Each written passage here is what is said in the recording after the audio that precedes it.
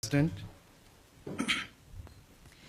Mrs. Reagan, distinguished ladies and gentlemen, I'm touched by your cordial welcome and the warm words with which you and Mrs. Reagan have received us here in Washington.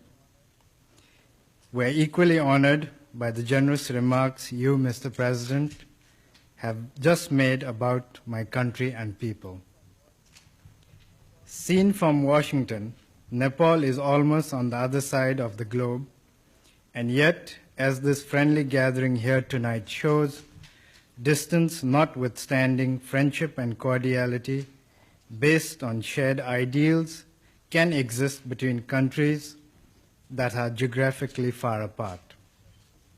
In 1947, as soon as Nepal broke her age-old isolation by seeking friendship beyond her borders, it was with the United States of America that Nepal sought to establish her diplomatic relations. Since 1951, the year when my grandfather, late King Thiruvan, led the Nepalese people to democracy, we have looked to the United States as a land of freedom and fulfillment. The enduring ideals of the founding fathers of America, who spoke to men of liberty and independence, have inspired men throughout the world, including those of us living in the mountain fastness of Nepal.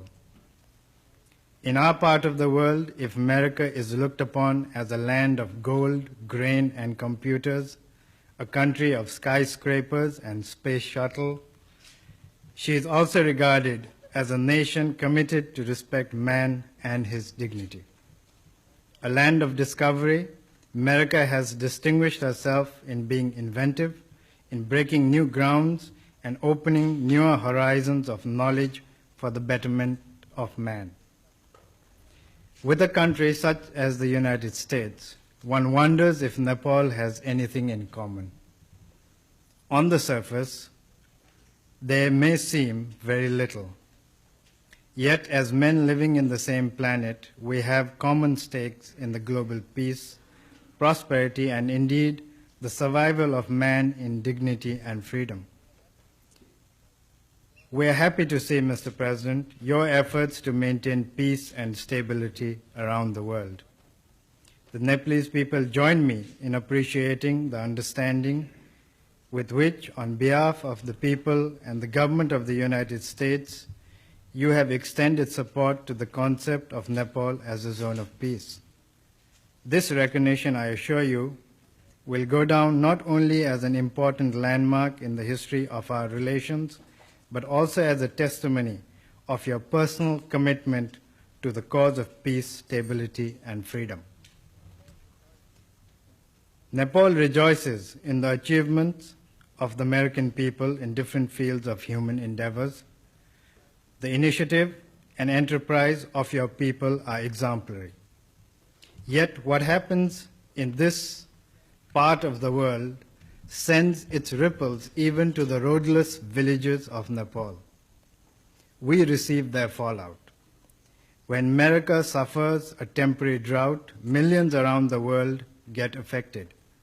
Indeed, if I may seek your indulgence, I would like to mention something that on the surface may sound trivial, but sometimes it is the small thing that can bring about profound changes. The corn, maize, in Nepal was introduced from this part of America, as were the potatoes from the Andes nearly 300 years ago. These new crops not only altered our hill economy, but even the mode of life by making settlements possible in the mountain terraces of Nepal. Evidently, we do not live in islands, but in a world bound in a nexus of interdependence. What happens in America ceases therefore to be a local event. The United States, as such, has shown a consistent understanding towards this and has assisted Nepal in stretching her hand of friendship and cooperation in many fields, including the building of infrastructures. May I take this opportunity, therefore, to thank you, and through you to the people and government of the United States for the support we have received in meeting the challenges of development in Nepal. Mr. President, in recent years, America has brought glory to humanity by landing man on the moon. It is indeed thrilling to reflect that one can soar into space to explore the unknown and scan the stars. Yet these adventures into outer space would carry still deeper meaning if the part of humanity living in Nepal could also rid themselves of their continuing poverty. Herself a least developed, landlocked country, Nepal has always sought understanding and cooperation from her friends and neighbors. In fact, since the time I assumed responsibilities, I have sought that the minimum of basic needs must not be denied to people anywhere in the world. In this regard, I take comfort in the reassurance that the United States will continue to extend cooperation on a long-term basis into the future.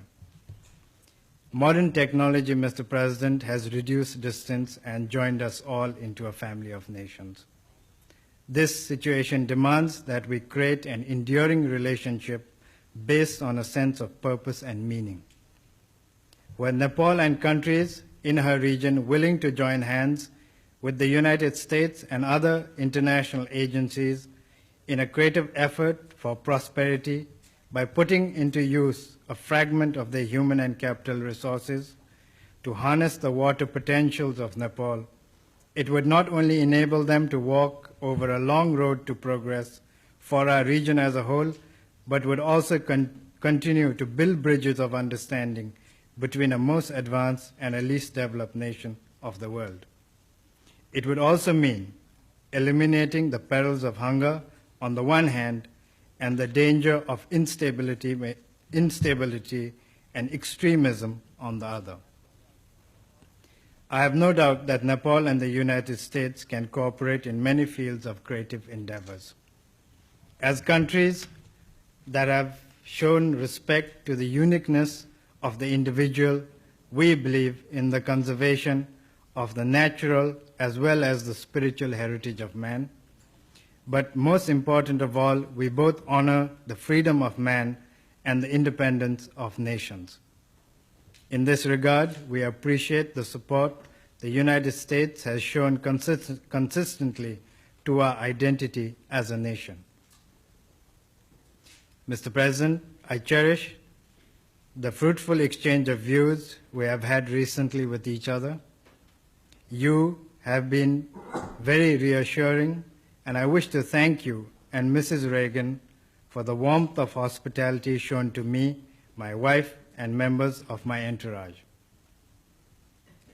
Excellencies, ladies and gentlemen, may I now request you to join me in proposing a toast to the health and happiness of President Ronald Reagan of the United States of America and the First Lady, Mrs. Nancy Reagan, to the peace and prosperity of the American people, and to the further development of friendship between Nepal and the United States.